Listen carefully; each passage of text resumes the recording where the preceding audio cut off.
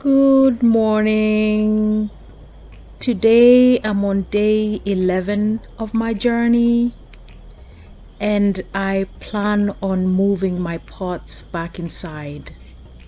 As you can see, the skies are blue and the sun is shining, but the night temperatures have dropped to under 60.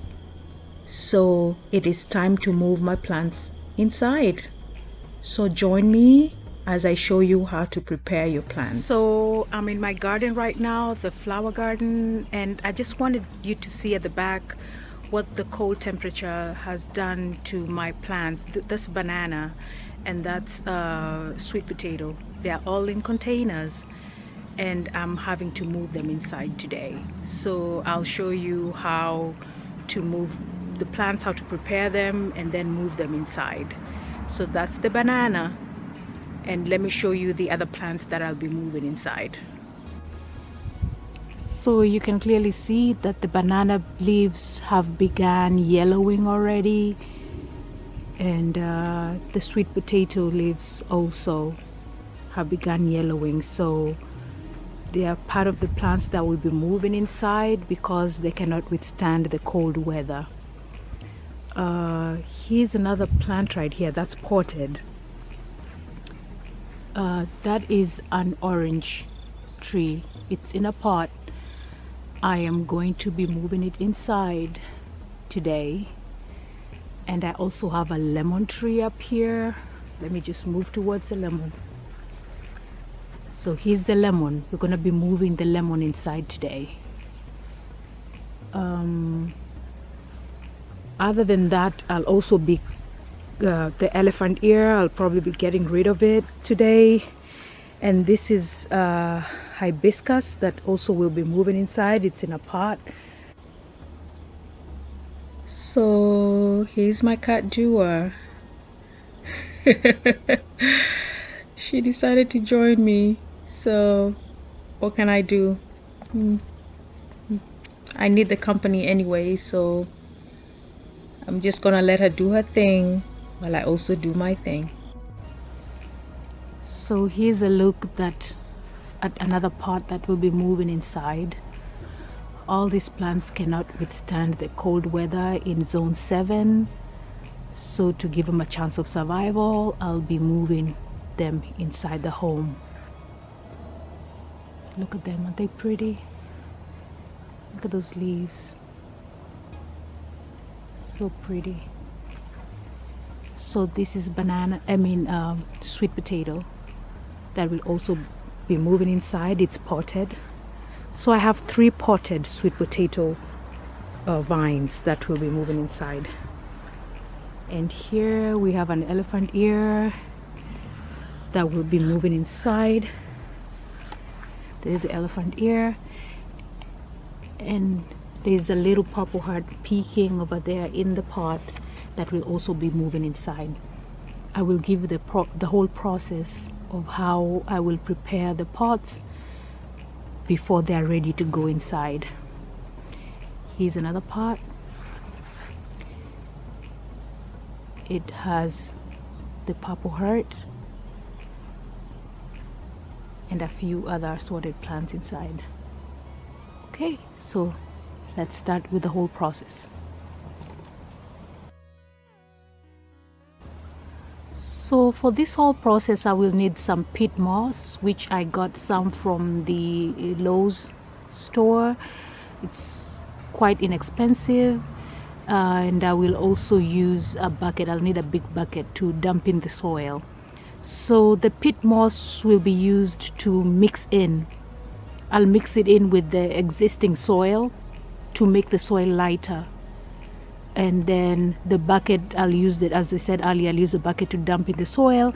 And I'll also need some water supply, probably like a garden hose, to hose down the plants.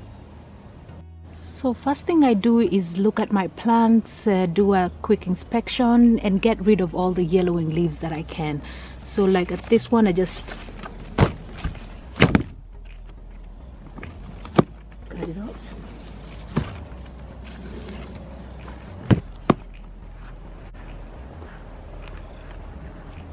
And the sweet potato, just cut off all the yellowing leaves.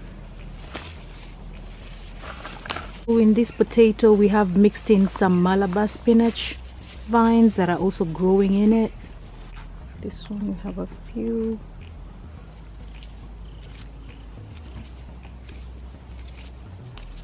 This on the banana, we're gonna just yank it off. There it is, just get rid of it. So I'm also going to yank all the leaves that are yellowed off of this banana.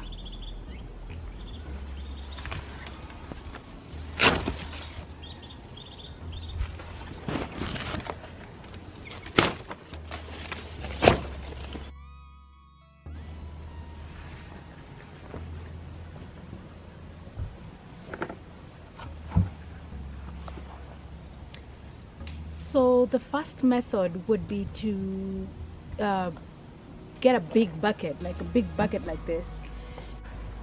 So this would be the bucket I'd use if I was using a bucket.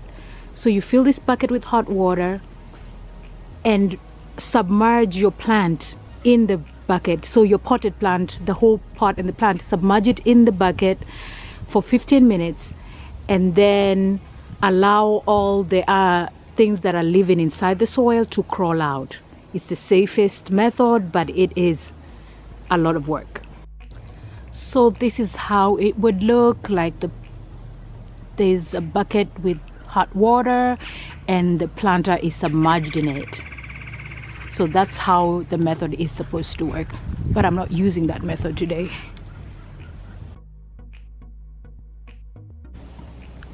So the next method would be to get a garden hose and just place it on top of the planter and allow for the water to run and just soak the soil. And the soaked soil is uncomfortable for some animals, like snakes do not like that. They might try to crawl out. So that's another way to get rid of the animals or insects that are living inside your soil.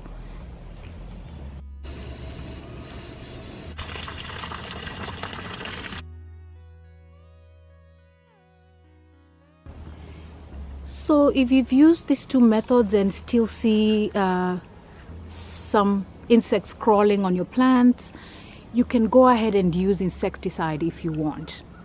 And you can just use some safe insecticide to get rid of whatever is crawling on your plants before you bring it inside.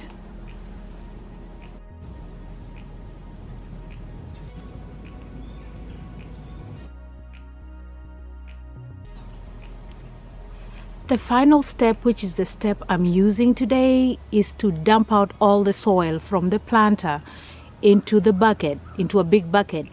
And that way you can allow all the insects or whatever is living in your soil to crawl out, or you can actually physically remove it. So that is what I'm about to do right now. Yeah. This is the first plant that I will be dumping into the red bucket.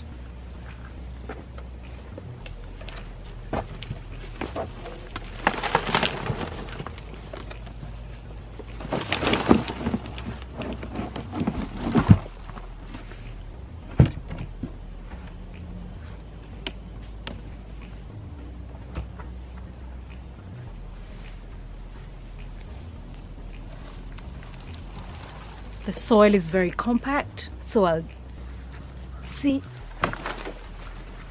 Can you see this? Can you see the critters running around in the soil? So I'm just gonna allow them to escape.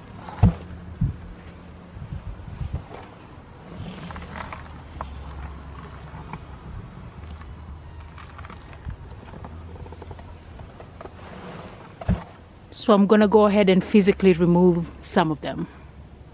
So also, I don't know if you can see this, the roots are overgrown in the plant. I'm going to go ahead and separate some and then add the peat moss. So because I want the soil to be less dense than it is. So I have loosened the roots. You can see they're pretty loose. and I'm going to add the peat moss now.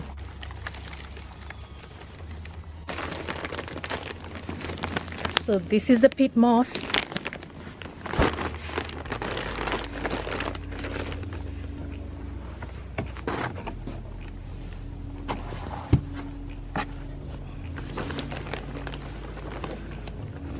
I'm adding some of it to the planter.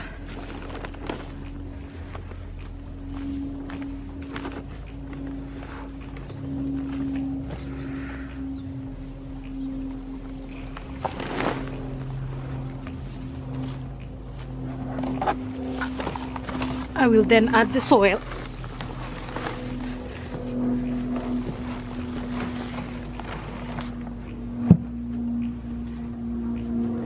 Shall then mix it in.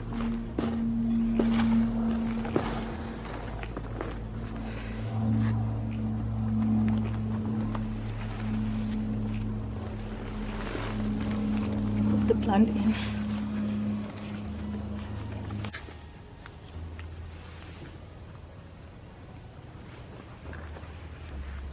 So what's left is for me to add some liquid fertilizer and water it, and it is ready to go inside. So for this plant right here, the first thing I'll do is remove it from the soil. So you can tell, just yank it out. All out. And I'll dump it in the bucket, in the red bucket. Now, I'll take the peat moss, which is right here, and pour some of it in the soil because I want to make the soil a little lighter. So I have the peat moss in the planter, and now it needs to be loosened. The roots need to be loosened a little bit. Loosening, I'm looking out to see if there is anything that's going to be crawling out. So it's loosened enough. So it's back in the planter.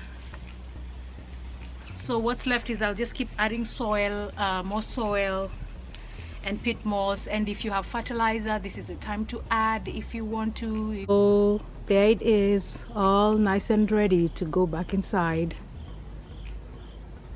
So once you bring your plants inside, you have to be quite intentional on placement.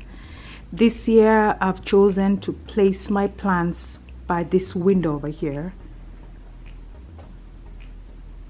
Here, and of course I'll be adding more plants.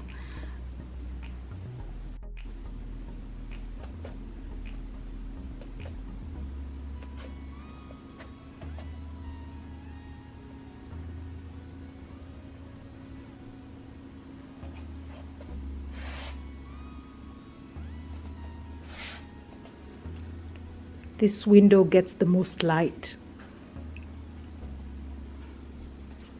It is always suggested that you put your plants in the south-facing side of your home. I don't even know how to tell which the south-facing side is of my home, but I just place them where I see the most light and where there's a window. Last year, I placed my plants on this side over here. There is a window, but it doesn't get as much light, and it was a huge mistake because most of my plants died.